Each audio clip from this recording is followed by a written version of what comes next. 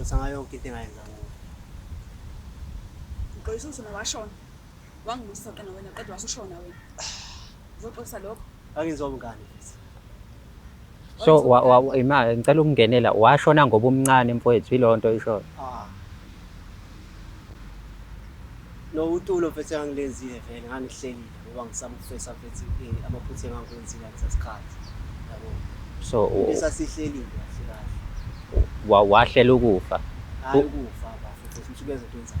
Cha ngifuna ukunderstand because manje uNozipho wazi ukuthi wena Cha ngihlela ngokuthi ngahlela istory sokwathi manje ngashona ngingahlonanga. Ngenxa ngisaba ukwamukela isizwe. Yabo. yonke lento uyiplana noba nabantu bakini noma ngoba uthi itule lahlela. Ngangingedwa ngisizwa amandla kubazana ngizwana naye ngalesa sikhathi. Ngicanga ukukhumbula amandla.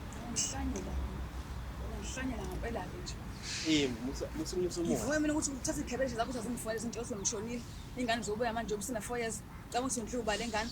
Why ungayicanga ingane yakho? Why uselfish kanje? Why wena? Uwena selfish la. Uwena selfish la. Ngangenziwa ubungane. Sengikhulile manje, ngindoda ngikhulile. Ucabanga lakho la ngacabangela mikusasa.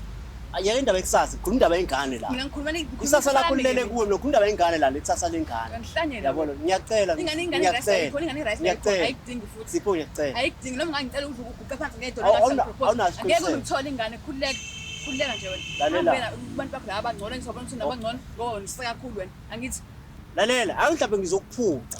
Awungizwa kahle. Nangesho ukuthi wakwenza lokho angazi noma usho lento ade ngikhuluma ngayo yona. Wenzani? Ngicela ungafika empini ngane nami. Uswenzani? Ngithi nginikeze umuntu baba ingane. Angisho nabahluleka nosho. Oh stepfather. Wena yebo Mina lapho ngikhuluma ukushona ngegazi la, ngikhuluma ngegazi. Mina ngikhuluma ngeke ngikholise isipoki. Ngeke ngikholise nami isipoki. Nginyanyisa wena. Nginyanyisa nje ngifuna ngibheke emehlweni. Imali mengabe uthi wayinikeza omunye ubaba like we understand ukuthi ufike unengane noma kwenzani. Mina ngamukele lonto mina. Wena ungishayela kabi lapho abadla kwazi wona ngakutshela. Awubazi abantu. Semtshela amantombazana angakena izindikiniki njengawo. Ngeke uzongenzani? Uzongenza miyekeni uzongenzani? Yini baba? Yini? Ukhuluma naye. Kanjani njengoba ufuna ukuhlala phansi? Ukhuluma naye eduze. Ukhuluma naye eduze. Bafethu. Umuntu wami lo. Ngicela umbambisise lo muntu mfethu lo muntu. Ukusangana Mfethu awuhlale phansi mfethu wena unamandla amaningi ubuye ezulwini.